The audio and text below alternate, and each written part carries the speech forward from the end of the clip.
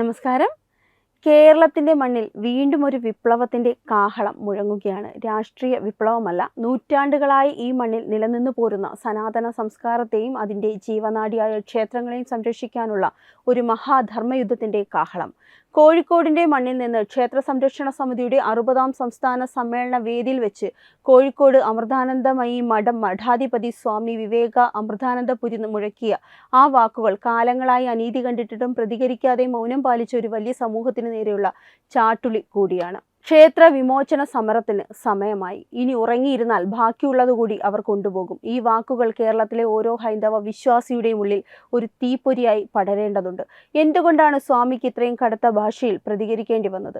നമ്മുടെ ക്ഷേത്ര ആചാരങ്ങളെ കാറ്റിൽ പറത്താനും ഭഗവാന്റെ ചൈതന്യത്തെ മലിനമാക്കാനും ക്ഷേത്ര സ്വത്തുക്കൾ യഥേഷ്ടം കൊള്ളയടിക്കാനും ചില ശക്തികൾക്ക് ഇവിടെ പരസ്യമായ ലൈസൻസ് കിട്ടിയിരിക്കുകയാണ്. ഭക്തിയെയും വിശ്വാസത്തെയും തകർക്കാൻ നോക്കുന്ന ഈ ആധുനിക രാക്ഷസന്മാർക്കെതിരെ ഒരു വൻ തിരിച്ചുപിടിക്കലിന് സമയമായി എന്ന് തന്നെയാണ് കാലം തെളിയിക്കുന്നത്. സ്വാമി വിവേക അമൃതാനന്ദപുരി തന്റെ പ്രസംഗത്തിൽ വളരെ കൃത്യമായ ഒരു ചരിത്ര താരതമ്യം നടത്തിയിരുന്നു. വേദകാലത്ത് ഋഷിമാരും ഭക്തരും ചേർന്ന് ലോക നന്മയ്ക്കായി യാഗങ്ങളും യജ്ഞങ്ങളും നടത്തുമ്പോൾ അത് മുടക്കാൻ വേണ്ടി ആകാശത്തു നിന്നും മണ്ണിൽ നിന്നും രാക്ഷസന്മാർ പാഞ്ഞെടുക്കുമായിരുന്നു. യജ്ഞവേദിയിൽ അശുദ്ധി കലർത്തുക, യാഗസാമഗ്രികൾ നശിപ്പിക്കുക എന്നതായിരുന്നു അവരുടെ വിനോദം. അന്ന് ക്ഷത്രിയ വീര്യത്തോടെ അവരെ നേരിടാൻ ദൈവതുല്യരായ ഭരണാധികാരികൾ ഉണ്ടായിരുന്നു. എന്നാൽ ഇന്ന് കാലം മാറി, യാഗശാലകൾ മാറി. ക്ഷേത്രാരാധന ശക്തമായപ്പോൾ അക്രമകാരികളുടെ ലക്ഷ്യം ഈ പുണ്യക്ഷേത്രങ്ങളായി. പണ്ടുകാലത്ത് അന്യദേശങ്ങളിൽ നിന്ന് വന്ന അക്രമകാരികൾ വാളും പരിചയമായി വന്ന് നമ്മുടെ ക്ഷേത്രങ്ങൾ തകർക്കുകയും വിഗ്രഹങ്ങൾ ഉടയ്ക്കുകയും ഭണ്ഡാരങ്ങൾ കവരുകയും ചെയ്തിരുന്നു എങ്കിൽ ഇന്ന് കപട പുരോഗമനത്തിന്റെയും ഭരണകൂട സ്വാധീനത്തിന്റെയും മറവിലാണ് ക്ഷേത്ര ധ്വംസനങ്ങൾ നടക്കുന്നത്. ആചാരങ്ങൾ ലംഘിക്കപ്പെടുന്നു, ക്ഷേത്രഭൂമികൾ അന്യാധീനപ്പെടുന്നു, ഭക്തർ സമർപ്പിക്കുന്ന പണം ക്ഷേത്രകാര്യങ്ങൾക്കല്ലാതെ വകമാറ്റി ചെലവഴിക്കപ്പെടുന്നു. രൂപം മാറിയെങ്കിലും വേദകാലത്തെ ആ രാക്ഷസ മനോഭാവം തന്നെയാണ് ഇന്നത്തെ ക്ഷേത്ര വിരോധികളും വെച്ചു പുലർത്തുന്നത്. നമ്മുടെ കൺമുന്നിൽ നടന്ന ശബരിമല പ്രക്ഷോഭങ്ങളും കൊള്ളയും കോടിക്കണക്കിന് അയ്യപ്പഭക്തരുടെ നെഞ്ചിൽ ചവിട്ടിക്കൊണ്ട് കാലാകാലങ്ങളായി നിലനിൽക്കുന്ന ആചാരങ്ങളെ തച്ചുടയ്ക്കാൻ ഭരണകൂട സംവിധാനങ്ങൾ തന്നെ നേരിട്ടിറങ്ങിയ കാഴ്ച ഒരു വിശ്വാസിക്കും മറക്കാനാകില്ല. വിശ്വാസമില്ലാത്തവരെയും ആചാര ലംഘകരെയും പോലീസിന്റെ അകമ്പടിയോടെ മല കയറ്റിവിട്ട് പൂങ്കാവനത്തിന്റെ വിശുദ്ധി തകർക്കാൻ ശ്രമിച്ചവർ ആരെയാണ് പ്രീതിപ്പെടുത്താൻ നോക്കിയത്?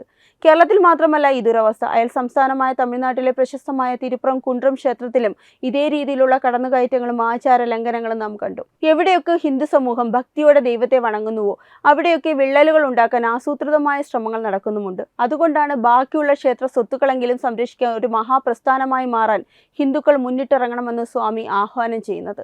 ഭക്തർ നൽകുന്ന പണം ഭക്തന്, ക്ഷേത്രത്തിന്റെ സ്വത്ത് ക്ഷേത്രത്തിന്. ഇതാണ് ക്ഷേത്ര വിമോചന സമരത്തിന്റെ അടിസ്ഥാന തത്വം. ലോകത്ത് മറ്റൊരു മതവിഭാഗത്തിന്റെ ആരാധനാലയങ്ങളിലും ഇല്ലാത്ത വിധം ഹൈന്ദവ ക്ഷേത്രങ്ങളുടെ ഭരണം മാത്രം ഭരണകൂടങ്ങളുടെ കീഴിലാണ്. ദേവസ്വം ബോർഡുകൾ എന്ന പേരിൽ വളരുന്ന സമിതികൾ പലപ്പോഴും ഇരിക്കുന്നത് ദൈവവിശ്വാസമില്ലാത്തവരും പാർട്ടി നോമിനികളുമാണ്. ദേവസ്വം ബോർഡുകൾ എന്ന പേരിൽ വരുന്ന സമിതികളിൽ പലപ്പോഴും ഇരിക്കുന്നത് ദൈവവിശ്വാസമില്ലാത്തവരും പാർട്ടി നോമിനികളുമാണ്. ക്ഷേത്രത്തിലെ ആചാരങ്ങളെക്കുറിച്ചോ തന്ത്രവിധികളെക്കുറിച്ചോ യാതൊരു അറിവുമില്ലാത്തവർ ക്ഷേത്രഭരണം നിയന്ത്രിക്കുമ്പോൾ അവിടെ ഭക്തിയല്ല അഴിമതിയും രാഷ്ട്രീയ താല്പര്യങ്ങളുമാണ് മുൻപന്തിയിൽ നിൽക്കുന്നത്.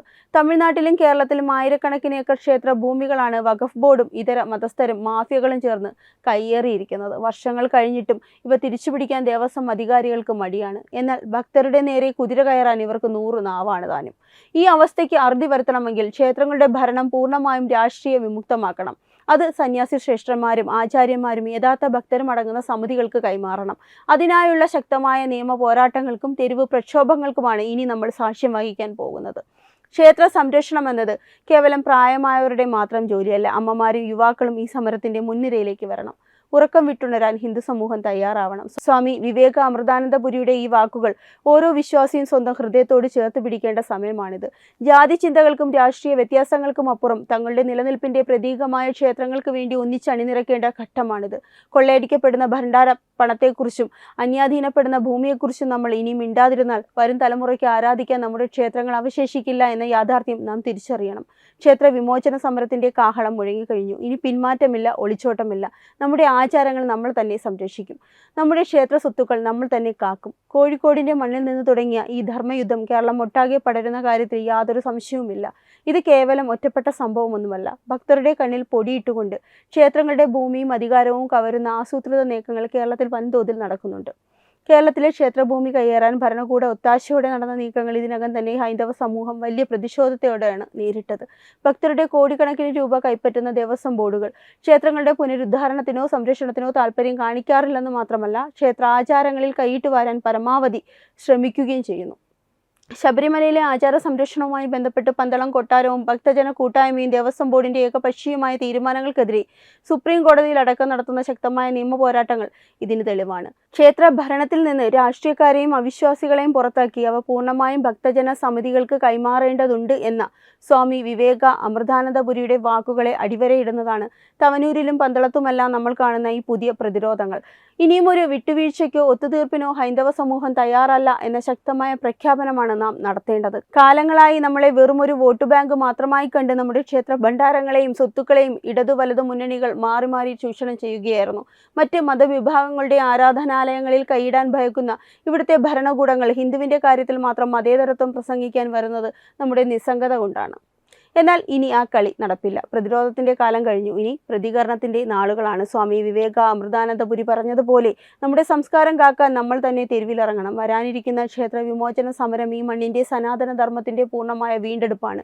കോഴിക്കോടിന്റെ മണ്ണിൽ നിന്ന് തുടങ്ങിയ ഈ തീപ്പൊരി ഇനി അങ്ങനെ പെട്ടെന്നൊന്നും കെട്ടടങ്ങാൻ പോകുന്നില്ല. നമ്മുടെ പൂർവികർ ചോരയും നീരും നൽകി സംരക്ഷിച്ചു പോകുന്ന ക്ഷേത്ര ചൈതന്യവും സ്വത്തുക്കളും കപട പുരോഗമനക്കാരുടെയും കൊള്ളക്കാരുടെയും കൈകളിൽ ഇട്ടുകൊടുത്ത് മാറി നിൽക്കാൻ ഇനിയൊരു ഹിന്ദുവിനും കഴിയില്ല. സ്വാമി വിവേക അമൃതാനന്ദപുരി മുഴക്കിയ ആ മുന്നറിയിപ്പ് വരും നാളുകളിലെ മഹാപ്രക്ഷോഭങ്ങളുടെ തുടക്കം മാത്രമാണ്.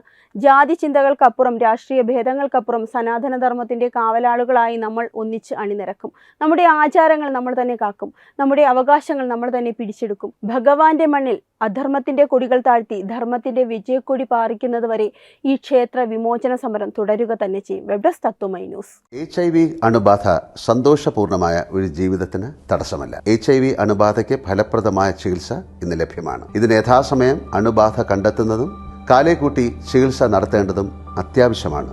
സൗജന്യമായ ചികിത്സയും മാർഗനിർദ്ദേശങ്ങളും സർക്കാർ ആശുപത്രികളിലെ ART അഥവാ ഉഷസ് കേന്ദ്രങ്ങളിൽ ലഭ്യമാണ്. ആരോഗ്യ സംരക്ഷണം ഓരോരുത്തരുടെയും ഉത്തരവാദിത്തമാണ്.